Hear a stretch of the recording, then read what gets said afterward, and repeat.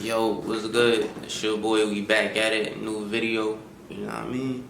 We gonna follow through, basically, with Venus, right? It's coming into the sign of Leo and what this means, right? Before I do that though, I wanna thank y'all though for tuning in. You didn't have to do that, so I appreciate y'all. I wanna thank y'all. If you like the content, you could share it, you could like it, you could comment below your thoughts, whatever you prefer, you know? And yeah, I give gratitude, thank you. So, Venus, right? Venus, off top, it rules over the signs of Taurus and Libra, right? Now, Libra is the constellation or sign that represents relationships, right? And Taurus is a sign that represents stability or security. You know what I mean? It's your money, your finances, right? When we look at what Venus actually represents, it's going to show us a similarity between the signs that it rules over. So Venus shows us in your chart your finances, your money, and also how you relate to others in your relationships, right? Now let's also talk about what else it represents. Venus in your chart is going to show how you relate to others, right? Like I just stated, it's also going to show you kind of like your love language. But I tell you guys all the time, when you're looking at a birth chart, right? When you're looking into your birth chart, you need to compare different areas basically to see how you are in these different areas in terms of what you're trying to find out, right?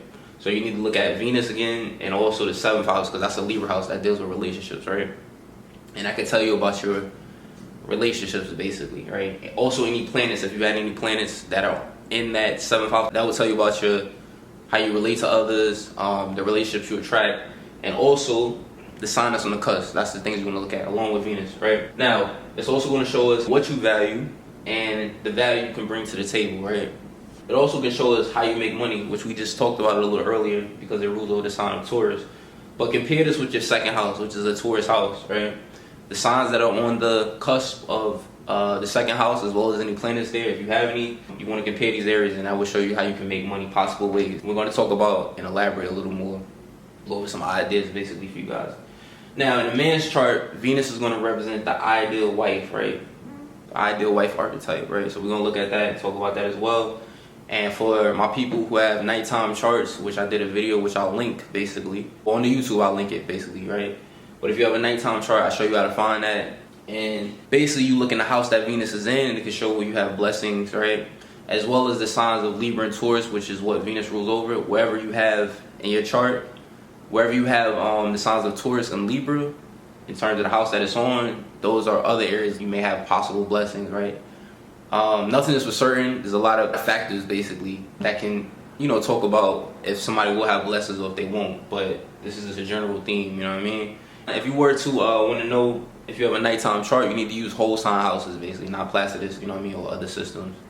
So yeah, let's go through each of these one by one. Let's start off in terms of how you relate to others and your love language, right? In terms of how you relate to others, when we think of Leo, Leo is ruled by the sun, right? What is the sun? The sun represents it's the planet that everything revolves around, and the solar system, solar is sun basically. So in terms of how you relate to others, you have, more of it's kind of like a energy of where you want things to revolve around you. You may want to be seen and want to shine in your relationships. You may want to be the center of attention in your relationships, basically. You like to be the star of your relationships, That's how you relate to others. Love language, it could be a bit selfish at times too, But again, compare that with the 7th house and any planets that are there too. Leo, though, I will say on the positive side, is a very generous and warm type of energy, very charismatic. These could be some of the traits that you bring forth in your relationships and with others. You could be a good leader if you use it on the positive side, basically, depending on how you're vibrating in terms of polarities. Sometimes a Leo does have they got a big heart, but then they can be selfish too. So that's just one thing to be mindful of as well. In terms of your value, right? What you value and what you bring to the table. Now, Leo rules over the entertainment industry, as I always say, along with Pisces, but it rules over the entertainment industry. So a lot of people who have prominent Leo placements can be actors, entertainers. So this could be actually what you value, being seen, being in the spotlight, getting attention of some sort. The house that it's in, that your Venus through Leo is in, will actually show you where you value being seen at, basically, right?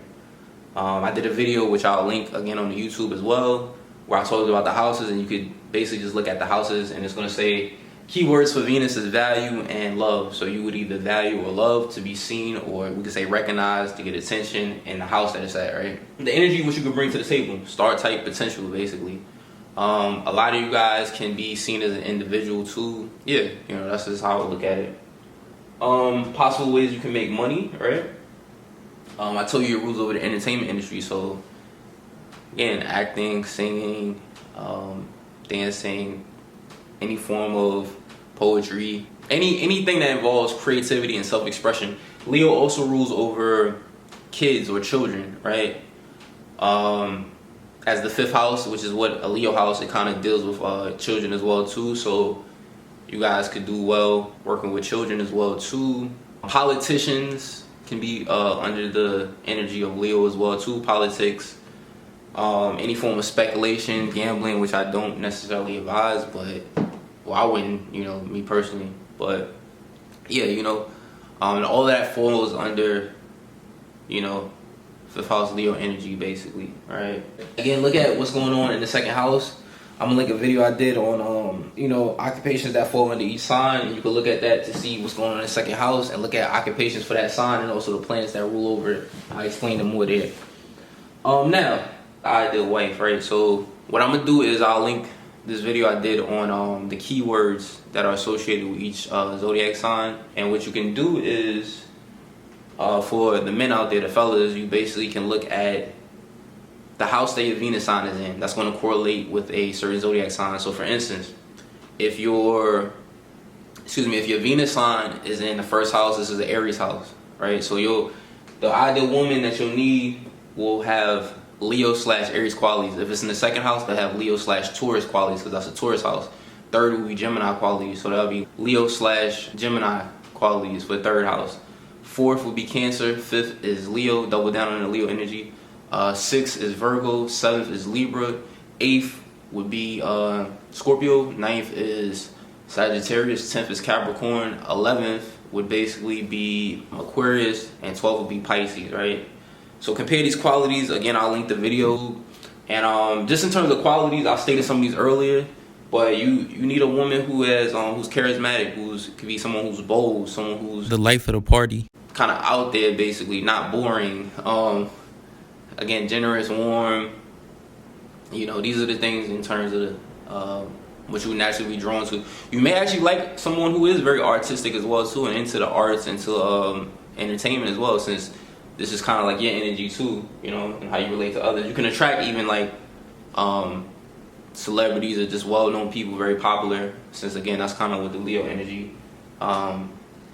deals with, basically, right? I stated before, for strengths and blessings, if you have a nighttime chart, you can look in the house that it's in, and it will show where you may be prone to having blessings. So that's one thing you could look at. And I think that's pretty much it, you know, very short and simple. I hope this video was enlightening for you. Yeah, you know.